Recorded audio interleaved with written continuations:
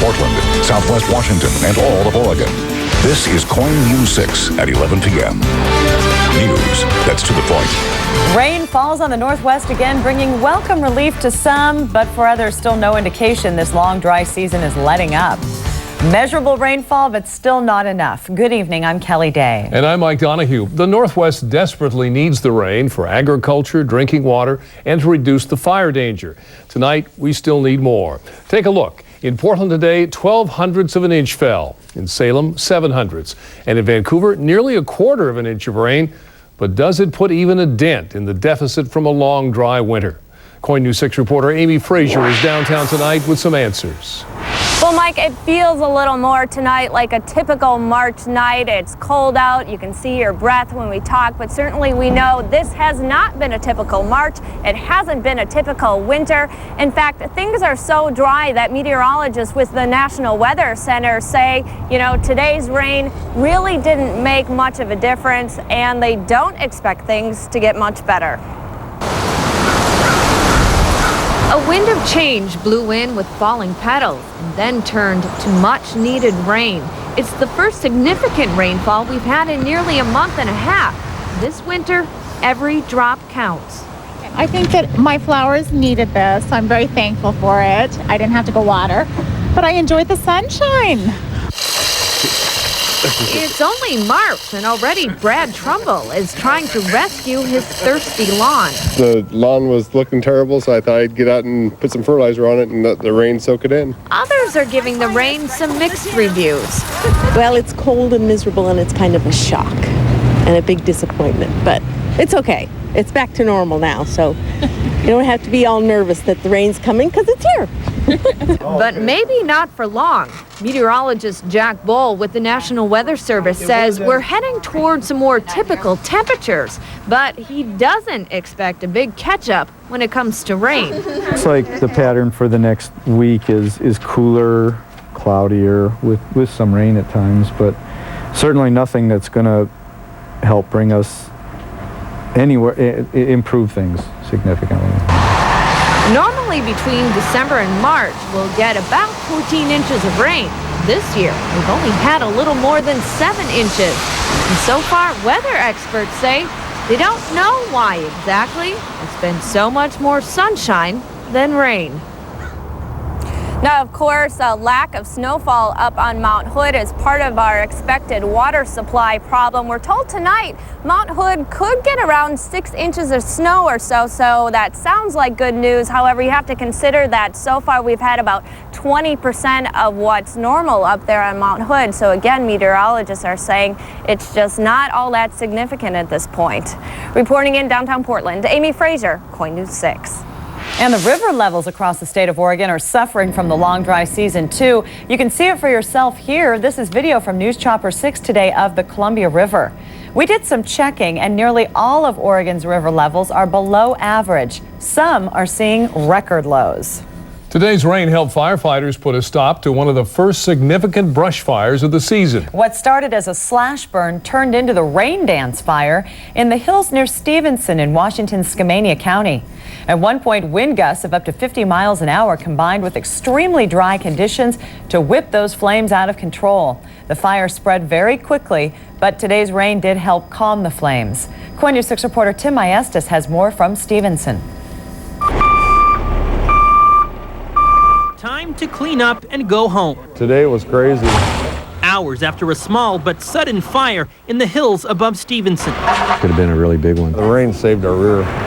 Falling rain helped calm the effects of strong winds, very dry conditions, and flames on 4 acres of cleared land and 2 acres of brush and timber. I am concerned about the brush and timber and making sure it doesn't go any further in that.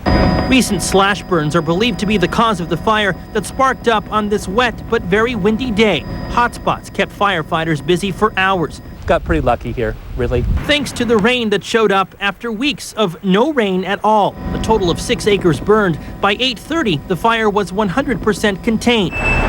Firefighters were allowed to go home. Just cross your fingers and... Now they have more time to think about a fire season that surfaced so early. You can ask anybody. I don't think anybody's ever fought a brush fire in March. Firefighters describe the rain as both a blessing and a curse. Some of their trucks got stuck in the mud, but bottom line, they say, had it not rained, they'd probably still be out fighting those flames. In Stevenson, Tim Maestas, KOIN News 6. Roaring winds kicked up sand and created driving havoc in several parts of Washington state. This video is from Yakima, where gusts up to 50 miles an hour are blamed for near zero visibility and several car accidents. The high winds also brought down trees, knocked out power, even tore the roof off a gym. The swirling dust briefly closed Highway 26 near Othello. And winds are still blowing the rain sideways in some places tonight. Let's check in now with meteorologist Katie Baker for the very latest. Well, we're seeing the highest winds across the central and the eastern part of the state. Look at these wind gusts, and this is just in the last half an hour. Pendleton at 31 miles per hour. Same story for LeGrand. 35 miles per hour in John Day and 28 miles per hour for the Dalles.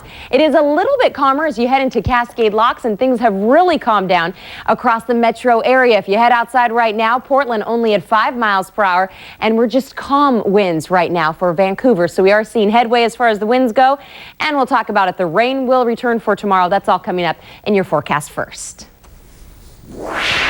New information tonight from a fire at the Boeing plant on 190th and Sandy in Gresham. Firefighters credit employees for putting their emergency response plan into action when smoke was discovered coming from ductwork near a hand finishing and grinding operation. The cooperation paid off. Because we train together for our hazmat teams, they have an emergency response team, and so it works very smoothly. So for now, there aren't any employees that have been injured, no firefighters injured.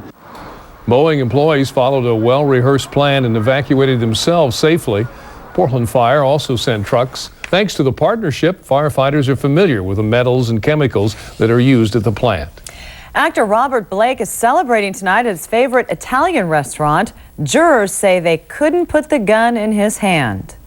We, the jury in the above entitled action, find the defendant, Robert Blake, not guilty of the crime of first-degree murder of Bonnie Lee Bakley. Jurors also acquitted Blake of soliciting his wife's murder, and the judge dismissed a second solicitation charge. Bonnie Lee Bakley was shot outside a Studio City restaurant back in May of 2001. Her husband has always maintained, though, that someone else killed her after he left their car. The gun was found, but no DNA or physical evidence linked Blake to the crime. He was innocent, and I needed to be proved that he was guilty. So this small band of dedicated warriors saved my life. Blake's lawyer says prosecutors based their case on testimony of two stuntmen who were not worthy of belief. Convicted family killer Scott Peterson is getting a cell on death row with a view of the San Francisco Bay, and that's where his pregnant wife's body was found. The judge sentenced Peterson today to die for a cruel and heartless murder. Our family's going to make it. We're stronger because of this. And Scott got what he deserved. Venting at Scott, Lacey's brother Brent said, "You slept in the same bed. You ate the food she cooked, knowing you were going to kill her." Scott's father then shouted, "You're a liar," and stormed out of the court. Tears flowed as Lacey's mother imagined the unborn baby begging for its life. "Daddy, please don't do this to me. Please, there's another way." Lacey's sister Amy sobbed as she stared at Scott and called him a monster with no heart. After 3 years, the Blazers' Damon Stoudemire may finally get to put felony marijuana charges behind him. The Oregon Court of Appeals ruled the search of his Lake Oswego home in February of 2002 was illegal. While responding to an alarm at Stoudemire's home, Lake Oswego police found the front door open when they arrived at the scene. After a routine search, police say they found more than a pound of marijuana. Lake Oswego police say this has not changed their policy, though, on searching homes. We still have a responsibility. The people that have alarms in their homes, if it goes off, police response requested. We get there, we find a door open. Anywhere that somebody can gain access at residence, we're going to go in, we're going to look, because I think that's what the community wants us to do. Citizens have privacy rights in their homes, and no matter what the intentions may have been of the police, it was simply unjustified to come into his home and conduct that search. Now, Stoudemire still faces misdemeanor marijuana possession charges in Washington and Arizona. Stoudemire has completed a drug treatment program and claims that he has been drug-free for more than a year. Another Oregon State football player is in trouble with the law tonight. Defensive tackle Ben Siegert is charged with DUI. But that's just the beginning. Police say when they pulled him over in his truck last week, they found stolen sheep in the back. Siegert, number 97 here, told a local newspaper he had nothing to do with the stolen sheep. Police say he and former player Brent Bridges took the ram from the OSU Agriculture Department where it was part of a study. No charges were made regarding the sheep. Police try to get a jump on St. Patrick's Day drunk drivers by going after them tonight. There are more than 2,000 outstanding warrants in Clackamas County for people who are accused of driving drunk. Most of them have not shown up for court. A special warrant sweep with local police and sheriff's deputies targeted those and other nonviolent offenders today, and they took nearly 50 people into custody. Most of them were only in jail for a few hours, but police still think sweeps like this do make an impact. And police in Seattle are taking a proactive approach to keep drunk drivers off the road this St. Patrick's Day as well. SeaTac police are handing out 1,300 personal alcohol test strips. They're handing them out to restaurants and bars. That way customers can measure their own blood alcohol content before they get behind the wheel. Police hope that if drinkers test anywhere near the legal limit, they won't drive, but call a cab instead. Camping out. It's as American as apple pie, but these people are doing it to get a slice of the American dream and their piece of some prime real estate. And an oily sludge kills a duck and threatens others. Tonight, the search is still on for whoever did this to a local creek. The U.S. Senate votes to move forward with plans to drill in the Arctic wilderness. But is it a done deal? You're watching KOIN News 6 at 11 p.m. with Jeff Gianola and Kelly Day. KOIN News 6.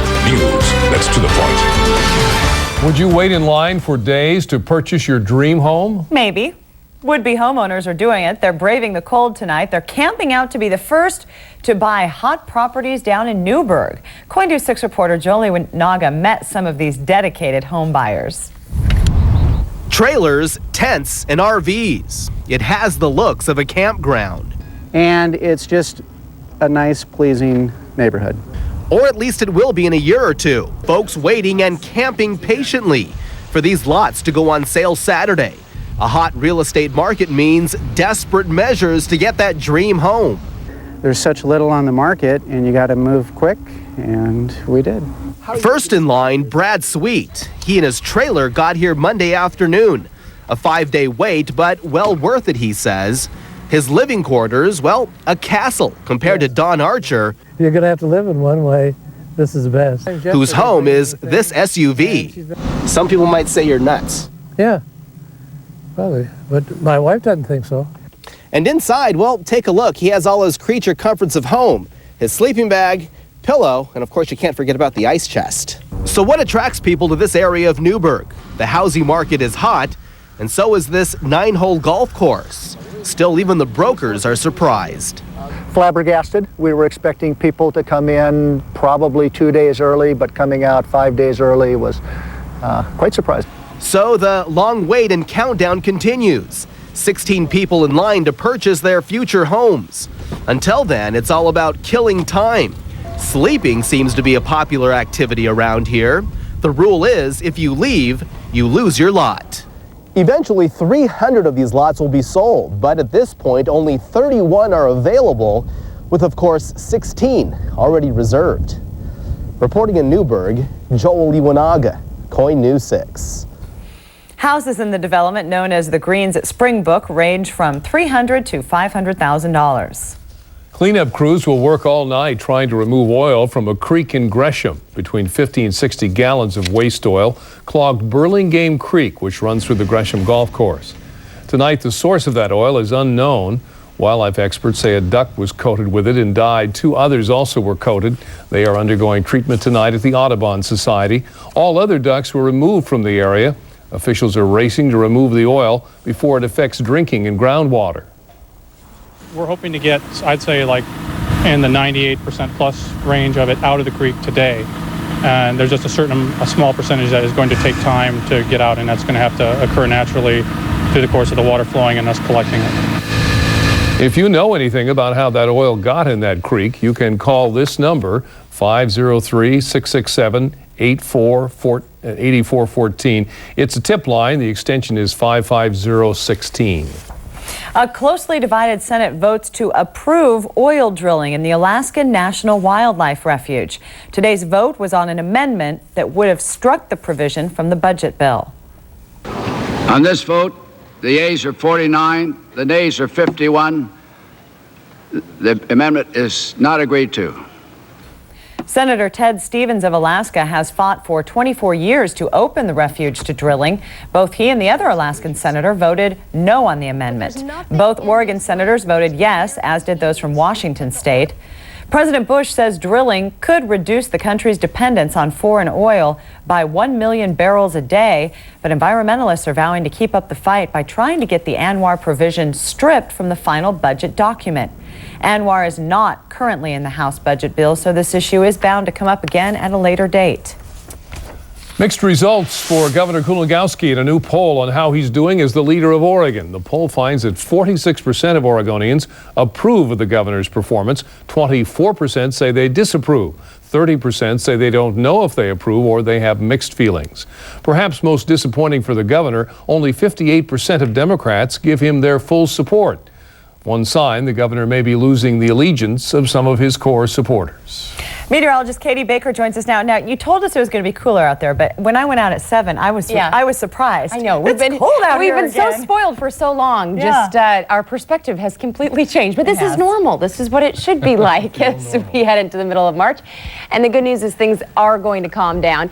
Winds are calming down right now across the area. As I showed you earlier, eastern central Oregon still seeing some gusty winds, but the majority of the wind warnings, high wind warnings, have been canceled. Just a few wind advisories out there. Across the Portland area, calmer winds tonight, and we're going to be back to sunshine for tomorrow, but it's not going to be the very warm temperatures that we've become accustomed to over the last few weeks. 42 degrees as you wake up for tomorrow. Starting out with the clouds, and then we're going to clear out. We're going to see some sunshine, partly sunny skies. 56 for your daytime high. This is pretty close to average for this time of year, even though it definitely does feel cooler. Taking a look at our radar, we'll take you through the afternoon, showing you all the rain that moved on through right around 3 o'clock. That's when we had some of the heaviest rains across southwestern Washington, Vancouver, on down into Portland. It started to lighten up a bit as you headed south, but it definitely was a wet day for many folks. Here's another view of that cold front just sliding on through, not only bringing the rain, but bringing the wind. And we had very high winds up in the mountains, up to around 61 miles per hour. In the lower elevations, still very gusty across the gorge at 55 miles per hour.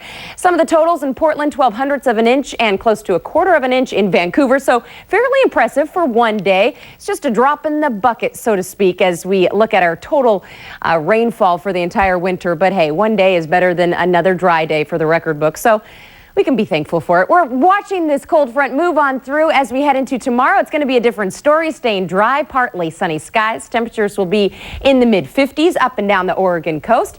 58 degrees in Salem. Look for sunshine up in the mountains. Your snow level at 3,000 feet. We're seeing some snow and some rain up there for tonight and for tomorrow. 4 to 6 inches of snow. Winds are dying down, though, less than 25 miles per hour. Little breezy also for Baker City and for Burns, and breezy for the Dow, 61 with some sunshine, partly sunny skies, all in the mid-50s across the metro area. We're going to squeeze out another day of sunshine on Friday and then unsettled weather as we head into the weekend. A little bit of rain here and there. Overall, staying fairly consistent, but St. Patrick's Day looks like it's going to be a good one for tomorrow. Okay. Yeah. Thank you very much. A 9-year-old girl who vanished from her Florida bedroom is still missing tonight. Could this convicted sex offender know what happened to Jessica Lunsford? The new information next.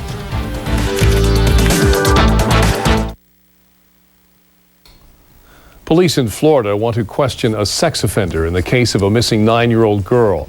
Jessica Lunsford disappeared February 23rd from her Homosassa home. Authorities want to question John Cooey. He lived near Lunsford but recently left the area. Cooey did go to police in Savannah, Georgia to be interviewed, but police couldn't find him for a second interview.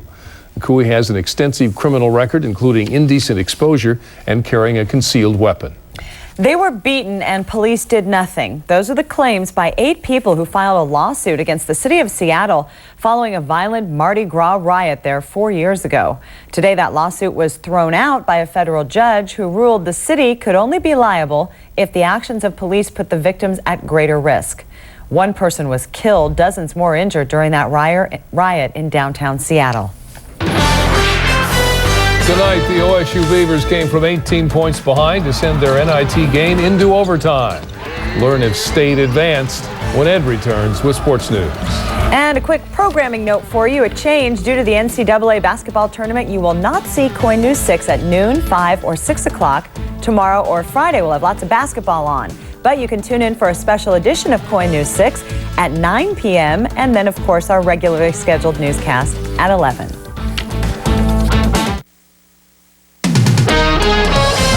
Sports with Ed Whelan, only on KOIN News 6. Hello, everybody. Nice seeing you again. This one cut the Beavers to the bone. Tonight, they're out after a heart-ripping loss to Cal State Fullerton. And oh, the misery. The Beavers came from 18 second-half points down. And here in overtime, David Lucas gave State a 76-74 lead. Then J.S. Nash made it 81-78. Beavers, we knew they had this baby. But no, it was tied. And then at the buzzer, Cal Fullerton's Ralphie Holmes with the dagger. That made your final after overtime, 85-83 Fullerton, so it's one and done in the NIT for State. Tonight, Houston's Tracy McGrady went right down the Blazers' middle as the Rockets posted their most lopsided victory over Portland. The high mark came when Travis Outlaw barbecued the 7'6" Yao Ming. Just say yowza. What a pleasant surprise Travis Outlaw is. Many of his family and friends were in Houston tonight as Travis made national highlights. But in the fourth, Mike James put the Rockets up 30. Your final is 108-77 Houston. Tonight, Bend, Oregon's blind musher Rachel Sidoris dropped out of the Iditarod 430 miles from the finish line. Rachel explained she gave up for the well-being of her dogs. At 19 years old, she was the first blind musher to compete in the Iditarod. Today, the race was won by Norway's Robert Sorley. The excitement is building. Dogs in front. On, King, on you, great Husky. Robert Sorley overcame insomnia and a dwindling dog team for a second victory in only 3 tries. Sorley finished the race with only 8 dogs, half the number he started with, and Sorley wins $72,000 and a truck. Finally, come here, you. Somebody call Grits Gresham. Robert Holguin caught this baby outside Las Cruces, New Mexico. It's as big as a 3-year-old kid, 42 inches. Old Ray says it almost pulled him into the water. He says he's going to keep it. I'd fry that baby for him. What is that, a catfish head? Big old catfish. Big old. Looks like His hand is stuck in its mouth. Looks like somebody I used to know. We're not going to ask who. Yeah. Thanks, Ed.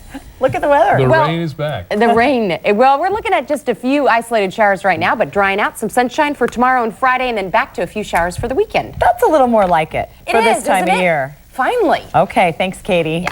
Thanks for joining us tonight. We'll see you tomorrow. Remember now, we just have a 9:30 and 11 o'clock newscast tomorrow night. Right. We'll see you tomorrow. David Letterman up next.